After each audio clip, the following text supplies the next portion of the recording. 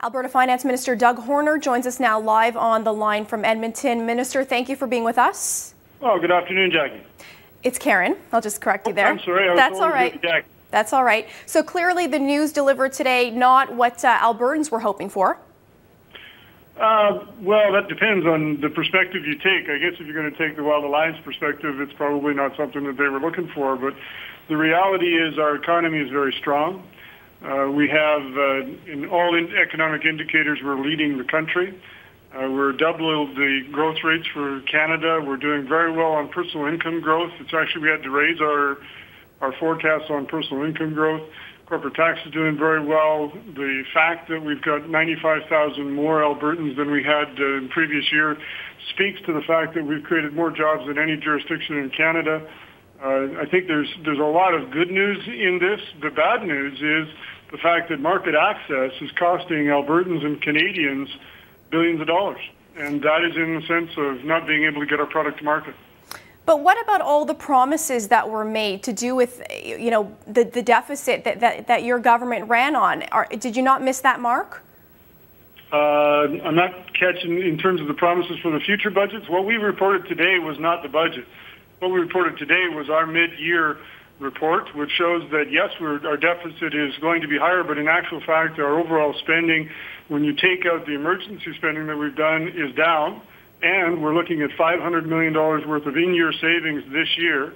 So when we look at what's going on this year, and I mean, you'd certainly have to be cognizant of what's going on in the world and with the fiscal cliff that the United States is looking at in this year. But frankly, in the out years, we're still talking about a balanced budget next year. We're still talking about being able to fulfill the commitments that we made in terms of our capital and our infrastructure. And doing all of that without raising our taxes or instituting a sales tax like what Saskatchewan has.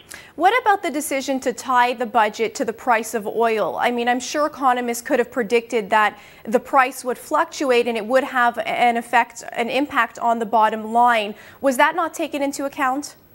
Well, Karen, I think that it would be not very appropriate to say that we tied it to the price of oil. Every government in Canada did a projection on the price of oil. Saskatchewan, as an example, in their budget had a projection of $100 oil, higher than ours. They've since lowered that down to 95. We've since gone down to 92. The federal government in their budget had pegged $100 oil as well. So it's not appropriate to say that you tied one projection. That's one part of our revenue picture, absolutely, and for Alberta's case, it is a big part. But frankly, our corporate and personal income taxes are up. Our GDP is up. Our forecast for growth is up. So relative to other issues that are going on in our economy, it's actually performing quite well, better than any jurisdiction in Canada right now. You mentioned Saskatchewan. Brad Wall's government did reveal just yesterday that it's running in the black because of, despite, I should say, declining resource revenue from oil, from potash, which it certainly relies on.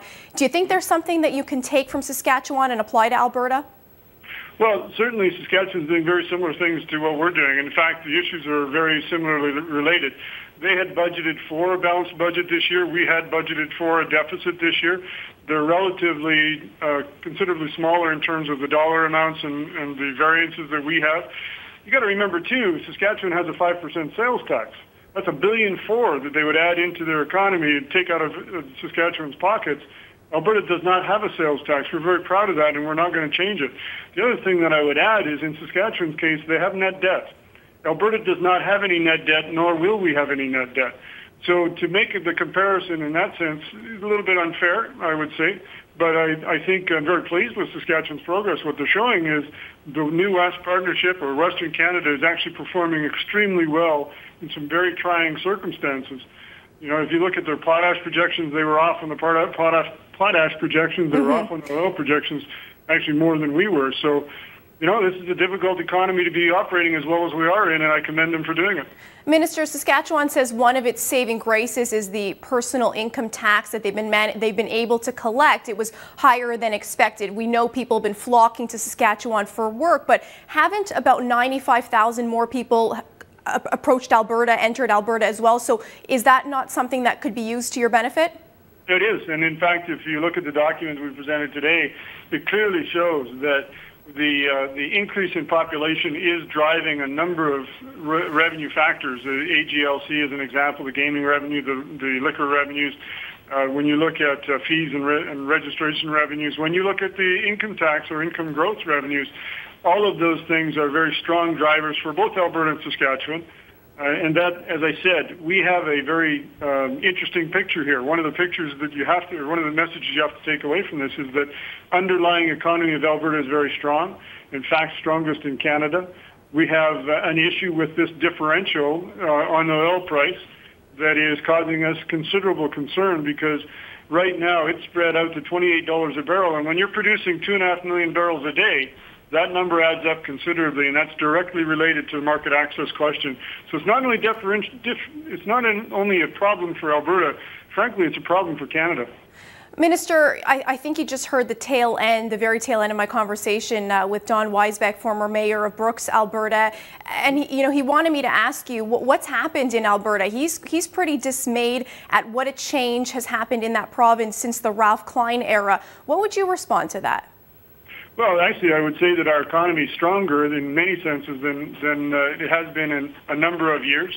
I would say that if he's ignoring the fact that you've had a European global meltdown in terms of the economic activity, that would be somewhat of a problem for him.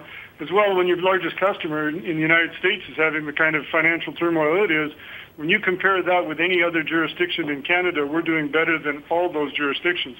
Do we have some issues? Absolutely, we have some issues on the revenue side. Remember when, the opposition out here is fond of saying that, when oil was $30 a barrel, we had a balanced budget. We also had $7 gas and 65-cent dollar. We don't have any of those factors today.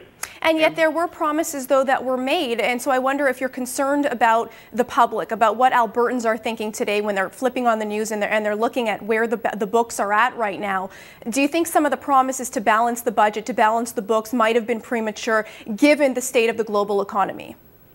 Well, I'm not sure what he's referring to. We didn't have in our budget a balanced budget this year. We had actually projected a deficit for this year. It's next year that we're talking about balancing, and my target is still very much to balance our budget next year. So hopefully he's reading the documents carefully. There is a report out today that your premier, while Justice Minister, chose her ex-husband's firm for a government tobacco litigation contract. It would have been worth potentially millions of dollars. And I have to ask you, Minister, do you think that the premier behaved unethically? I don't think the premier was even involved in the decision, to be quite honest with you. And frankly, everything that we do on these types of situations is done in a very transparent and open way. But, are we going to say that family members from any political party are no longer eligible to work for any, contract that's let for government when it's done in a transparent and open way? I think that's stretching the truth a little bit.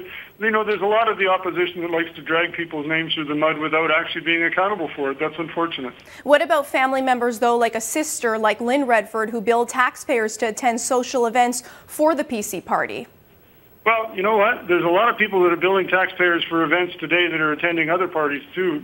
The point is here that there is a process that is available that is not government, that is an independent member of the Legislative Assembly where complaints exactly like this can be taken. And this one dates back, I think, something like 8 years ago. So it's a little bit like dredging up the past. But even if there is any validity to it, they have an obligation as members who have discovered any wrongdoing to take it to the appropriate officer. And there is an officer of the legislature that is independent of government, I might add, that is responsible for investigating any of such claims.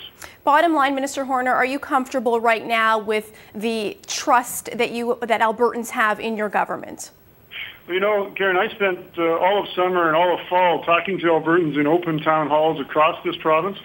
There was only one where an opposition member actually showed up. But we spent a lot of time doing that. We had thousands of respondents to a survey about how we were moving forward with a vision for our province. Albertans want to have a home in the healthcare system. They want to make sure that their kids have a place in the education system. They want to make sure that they can get to work on time and they can get their product to market. That's the vision for Alberta when we have 5 million people, and that's what we're building. Albertans buy into that. That's why they elected us. All right. Alberta Finance Minister Doug Horner joining us on the line from Edmonton. Thank you, sir, for taking the time.